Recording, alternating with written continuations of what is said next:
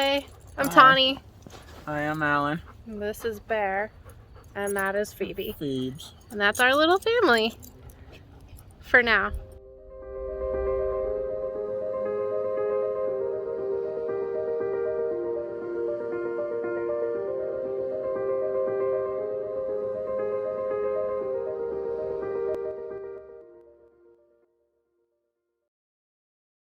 Hi, I'm Tawny. Hi, I'm Alan.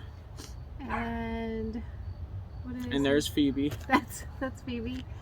And Bear's... somewhere around here, he'll probably make an appearance at some point in time, is our other dog, Bear. And so that's our little family that we have for now. We're working on expanding it, trying to add. What's it been? About 5 years? About 5 years now. I think this thing is slow. Almost exactly. We're about a couple of weeks out from our 5-year mark, maybe like 2 weeks. Yeah. So we got married 5 years ago, and Alan convinced me pretty quickly into our marriage that we should start trying for children. Yep. And I had always had this idea in my head that we should wait a year, really just settle into marriage, and then start trying. But he had different ideas. He wanted kids right away. But as we said, that was about 5 years ago. And so far, God has not blessed us with a baby naturally or through assisted reproductive technologies. About a year into trying, or a year and a half into trying, we were like, okay, this something doesn't seem right. You know, everybody else seems to get pregnant like right away when they try. This doesn't seem right. Maybe we should go see a doctor. So I went to a gynecologist. They ran a bunch of tests. She said everything looked pretty normal, and that was about all she could do for me. So she referred us out to a reproductive endocrinologist's office in Denver. We went there, and they did a couple more tests on me and said everything looked good. They tested Alan and said, you know, your morphology, it's a little low, which is the shape. And the count was a little lower than we would like, but all in all, nothing really that should prevent you from having a kid. So we're like, well, we're not. They said we could go ahead and try a couple of things. We could do IUI, which is intrauterine insemination, or we could proceed on to IVF, which is in vitro fertilization. The IVF, as Alan just said, costs a lot of money. So we were like, yeah, let's try the IUI thing. At the time, we were insured through Kaiser, and they had a contract with this RE. We only had to pay like $300 for that. So we were like, okay, for IUI, yeah. Let's give that a try first. So we did that. It failed. And then I said to Alan, you know, I had all these tests ran. Maybe you should go to a specialist and see what they say. So he went to a urologist. They ran hormone tests, did another semen analysis. He actually had him do 2 over the course of like 2 months.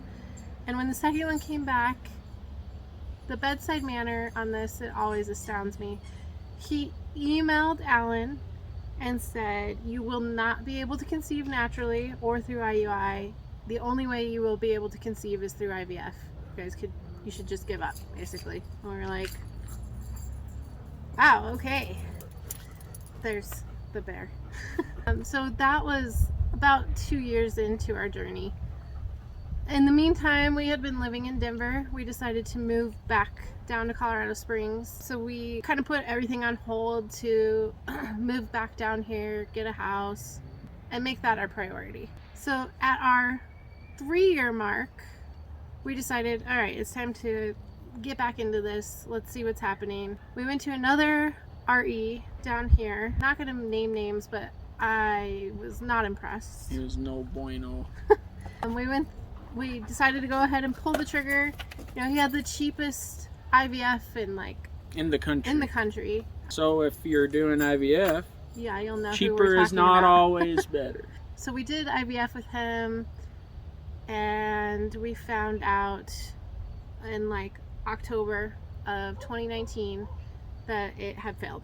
We didn't get any embryos. If you are a reader of my blog, which is looking for ours, then you already know that. Or if you know us, you probably already know that. So that was devastating because we had spent in total for our meds and the package with him about $16,000. Some people had helped us out, and we were just devastated that didn't work, and we had no more money. So we were like, now what are we gonna do? So we let the devastation pass a little. Oh, then COVID hit, so everything was kind of put on hold. By the way, everybody complains about COVID and from being homebound and how bad it was. For me, it was really, really good because I didn't have to be surrounded by babies or people with babies or people showing pictures of babies or pregnant women, and that just was really, really good for my mental health at that time.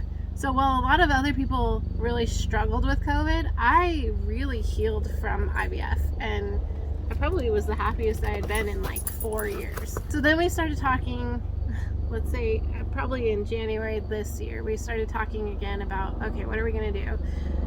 Is there some way, of course a helicopter is gonna go over now. Is there some way that we can afford or figure out how to finance this again? There's Phoebe. Hi, Phoebes. Thanks for getting in the shot. So we had found another doctor. We did a consult with the previous doctor again, and I was instantly not impressed again. I was just like, I don't feel great about this. So I found another doctor that was recommended to us by another urologist that Alan saw down here. He was like, I don't like that guy, you should try this clinic, and they are much more expensive. But we were like, okay, well, let's see about it. We made an appointment, we did the consult. In the meantime, they ended up getting bought out. They were CU Advanced Reproductive Medicine, and now they are Shady Grove Fertility. Actually ended up working out really well that they got bought out, because Shady Grove offers this program called the Shared Risk Program for a slightly larger fee than a regular IVF cycle. We were able to participate in the Shared Risk Program. If our IVF cycles failed, like the first one, the second one, the third one, we can keep going up to 6 rounds. So that was kind of a hard decision, kind of not, because we were like, oh, it costs more. It costs more than a single round of IVF. Yeah, but in the scheme of things, it doesn't. Yeah. Well, it does, because you still have to pay for medication. You have to pay for meds every time. Is outrageous, especially when you see how much, if you have a benefit, which we were lucky enough to have a little bit of a benefit, that they charge the insurance, the drug companies are charging the insurance, an absurd amount of money, which ate up our benefit basically in one round just on medication. Yeah. To the tune of $11,000 or more. Yeah. So after much discussion on, okay, we really, really like this doctor, we want to make this work, how are we going to do this? We decided to take out a HELOC, a home equity line of credit, because we did have a fair amount of equity in our house, and in just a year, because we live in Colorado, and that's what happens. Yeah.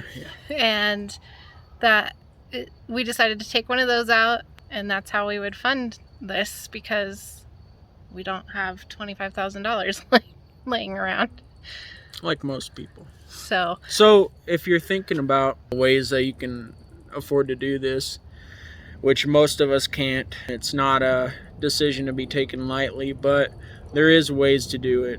It's just all about how much you want to have a baby, I guess, and what your life's priorities are going to be. Yeah, I had read several things about like how can we finance IVF, and there a lot of places are like, do not take out a HELOC. So what did we do? We went and took out a HELOC. For us, we're like, okay, we know we can swing it, that we can pay it off before the term before they reassess and give us lots of interest. So that's our goal is to pay it off quicker. And we'll also, so we used it obviously for the big payment, the $25,000, but we're also using it to help us with meds each round, because as we just talked about, meds are expensive. Man, they're expensive. We actually only paid $1,200 this round, and you'll see that in a video coming up. But last time that we did IVF, we paid $5,500, and we were self-pay. This time we had a little bit of coverage, and that's why it was cheaper. But if we did 5 rounds more than of IVF, that could be just as much as what we paid at the start here. So yeah, you have anything to add? Having a baby, they say, is expensive. Well, most people have no idea. So Yeah. good luck with y'all that do it for free. You guys do not know the cost of having a baby. I have no idea. Yeah. And the things that we have done to have a baby. Like, we have not had alcohol since March. I mean, that's not a huge accomplishment. We don't miss it that much, but you know, every now and then it's nice to have a beer, but we haven't had any since March. I've been doing acupuncture every week, once a week for 8 months. And I've been fighting with the VA for trying to get coverage. 6-7 years now. Yeah. And I did give up coffee for a while there, switched to tea. So yeah, so the sacrifices we've already made for this hopefully future baby. Remember when you watch this, Yeah, remember how much Mom and Dad love you. I love that the dogs in the background are howling. See, they feel our pain. They know what's happening. They're being sympathetic. And I love that you can see Barry in the background too. He's on the hunt. He's like, Mom, Dad, I'm looking for money for you. Probably not. Said, I think our money tree has died. Oh, poop. Anyway, yeah, so we're not going to tell you the outcome of our IVF that we just completed. You're going to have to watch the videos. But stay tuned. Find out what happens. Like and subscribe. Bye. Bear said, like and subscribe our channel now.